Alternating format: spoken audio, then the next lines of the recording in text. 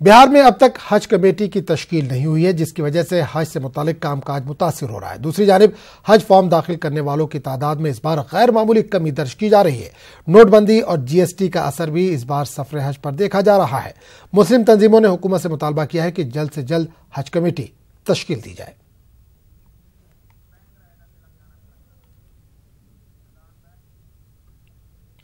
और खबर तेलंगाना और राजस्थान असेंबली इंतखाबात से जुड़ी हुई।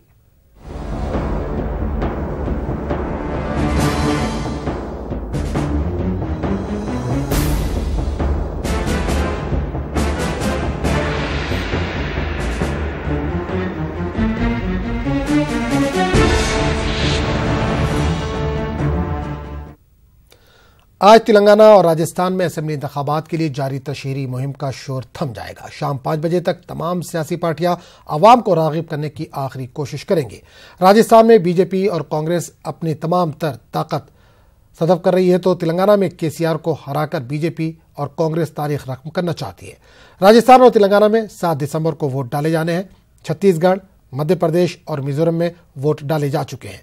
पांचों असेंबली इंतखाबात में डाले गए वोटों की गिनती 11 दिसंबर को होगी।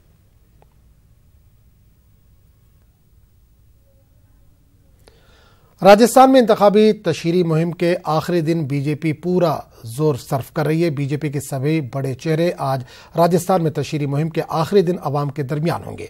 वजीर आजम नरेंद्र मोदी, बीजेपी के कौमी सदर अमित शाह, वजीर दाखिला राजनाथ सिंह और राजस्थान की वजीर आला वसुंधरा राजे आज मुख्तलिफ अवामी रैलियों से खिताब करेंगी। उधर आज राहुल गांधी तेलंगाना के दौरे पर है। राहुल गांधी मुख्तलिफ मुकामात पर अवामी रैलियों से खिताब करेंगे। इससे पहले राहुल गांधी ने गदवाल में अपने खिताब के दौरान आवाम से वादा किया था कि अगर तेलंगाना में इनकी पार्टी जीत जाती है तो बेघर लोगों को 5 लाख रुपए घर बनाने के लिए दिए जाएंगे और हर मंडल में 30 बेड वाला अस्पताल कायम किया जाएगा।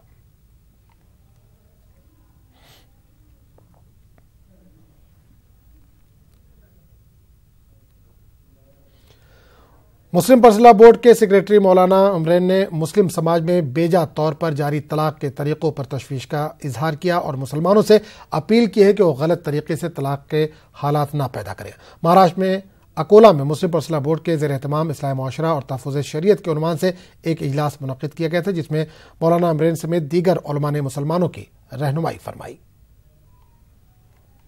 ये क्या तरीका है? ये जुल्म नहीं है, ये ज़्यादती नहीं है। अल्लाह ने तलाक का इख्तियार इसलिए दिया था, बगैर किसी वजह के तलाक, बगैर किसी जवाज के तलाक ऐसा हो रहा है हमारे समाज में। इसको रोकना होगा और हमें इस बात की पाबंदी करनी होगी कि ये आखिरी हल है। जब सारे दरवाजे बंद हो जाएं तब तलाक का दरवाजा है। ये नहीं कि नमक तेज हो गया और तलाक, घर में आए भूखे हैं, खाना नहीं मिला और तलाक। इस वक्त बड़ी खबर आ रही है हाशिमपुरा कत्ल आम के ताल्लुक से। हाशिमपुरा कत्ल आम मामला 4 कसूरवार PAC एहलकारों के खुदसुपुर्दगी न करने का मामला। हाईकोर्ट ने 4 कसूरवार जवानों के खिलाफ गैर जमानती वारंट जारी कर दिया है। सरेंडर न करने वाले जवानों के नाम है रामवीर सिंह, बुद्धि सिंह, लीलाधर और बसंत बल्लभ। इस मामले की अगली समाअत 19 दिसंबर को होगी। अब तक 11 कसूरवार ज्वाइन कर चुके हैं अदालत में, कसूरवार जमान कर चुके हैं अदालत में खुदसुपुर्दगी। एक बार फिर आपको बता दें कि हाशिमपुरा कत्ल आम मामला 4 कसूरवार PAC एहलकारों की खुदसुपुर्दगी न करने का मामला। हाईकोर्ट ने 4 कसूरवार जवानों के खिलाफ गैर जमानती वारंट जारी किया है। सरेंडर न करने वाले जवानों के नाम है रामवीर सिंह, बुद्धि सिंह, लीलाधर और बसंत बल्लभ। इस मामले की अगली समाअत 19 दिसंबर को होगी। अब तक 11 कसूरवार जवान कर चुके हैं अदालत में खुदसुपुर्दगी।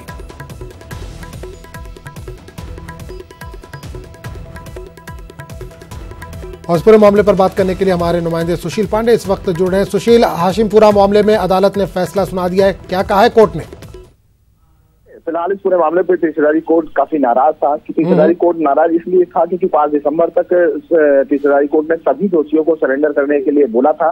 क्योंकि जो 4 दोषी हैं वो फिलहाल आज भी सरेंडर नहीं किए थे, जिसको लेकर 30 हजारी कोर्ट ने सभी दोषियों के खिलाफ गैर जमानती वारंट जारी किया है। और जबकि इन तमाम जो दोषी हैं जिनको हाईकोर्ट से जमानत मिलने के दौरान जो जमानती थे उनको भी 30 हजारी कोर्ट ने नोटिस जारी किया है कि अगर ये फिलहाल नेक्स्ट डेट ऑफ हियरिंग से पहले सरेंडर नहीं करते हैं तो इन तमाम जमानती को भी गिरफ्तार किया जा सकता है। हालांकि गाजियाबाद के एसएचओ ने कहा है कि उन्हें 15 दिन का समय दिया जाए ताकि तमाम जो दोषी हैं उनको गिरफ्तार किया जा सके।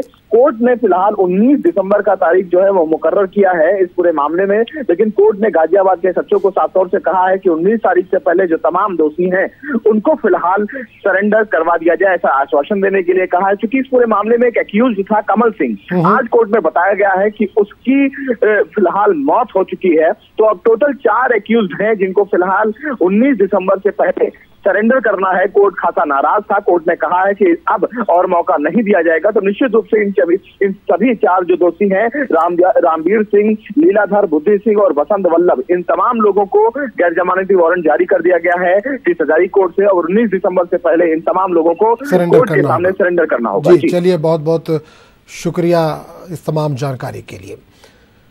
आगे बढ़ेंगे दूसरी खबर की तरफ। मुंबई के आईटीसी होटल में कश्मीरी जायकों से लोग खूब लुत्फ अंदोज हुए। मौका था कश्मीरी पंडित फूड फेस्टिवल का।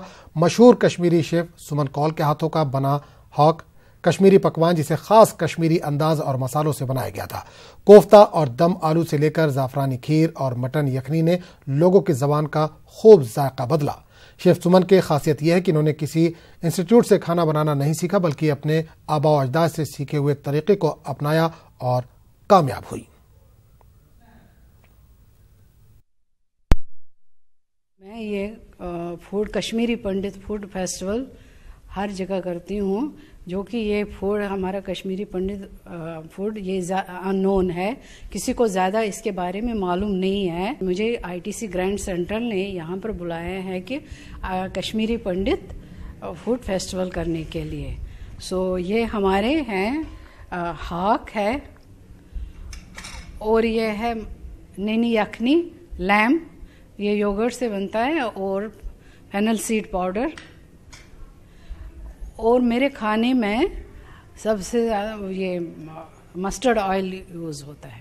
असल में हम बहुत शुक्रगुजार हैं आईटीसी होटल ग्रुप का, जिन्होंने ये पूरा ने समझ लिया कि ये खाने में बहुत पोटेंशियल है, जो कि अभी तक लोगों में मालूम नहीं था। पिछले 10-20 साल से हम आईटीसी की यही वजह से पूरे भारतवर्ष में ये प्रोग्राम चलाते हैं। जब भी कहीं पे हमको बुलावा आता है वहाँ पे जाके हम ये खाना पकाते हैं। उसमें क्या है, ये थोड़ा डिफरेंट है। ये पंडित कुजीन, और वहाँ पे कश्मीर में कहा जाता है 2 तरीके के कुजीन बनते हैं। एक मुस्लिम कुजीन होता है जिसको वाजवान बोलते हैं, और एक पंडित कुजीन होता है जिसको हमने अब नाम दे दिया कश्मीरी साल, कशुर साल। तो कशुर साल में हम अपनी जो भी वेजिटेरियन नॉन वेजिटेरियन डिशेस हैं, जिसमें मोस्टली ऑनियन गार्लिक का कभी भी इस्तेमाल नहीं होता है, वो हम शोकेस कर रहे हैं और लोग बहुत बेहद पसंद करते हैं। जहाँ जहाँ हम जाते हैं बहुत शाबाशी मिलती है हमको, और इसलिए बार बार हमको अभी इस जगह पे ग्रैंड सेंट्रल मुंबई में हमारा ये कम से कम 7वां-8वां प्रोग्राम है करने के लिए। Every year we come here. Chef Suman is one such chef. She has come to ITC Grand Central for the next 1 week, and we are hosting a really delightful festival at the Hornby's Pavilion. So hopefully the city will come in large numbers to visit and to enjoy this cuisine. And amongst the very many cuisines that we have in ITC hotels, this is one such cuisine that we are very proud of. खाना बहुत अच्छा था, मुझे specially chicken बहुत अच्छी लगी। The gravy is very mouth, मतलब क्या बोलते हो, काफ़ी टेस्टी थी, तो 1-2 बार खाने का मन करता है। जो ज़्यादा करके यूज़ करते हैं, हींग यूज़ करते हैं, which is also very good digestive. Predominantly इनमें लैम है, चिकन है, और सबसे बड़ा एक्सीलेंट डिश जो मैंने देखा इस बार है हक। हक is a green Kolad, it's a vegetable which is so nutritive. और मेरे ख्याल से ये जो हेल्थ पैरामीटर्स है, लोग जो चाहते हैं कि हेल्दी फूड खाना है, haak is one of the best items to have.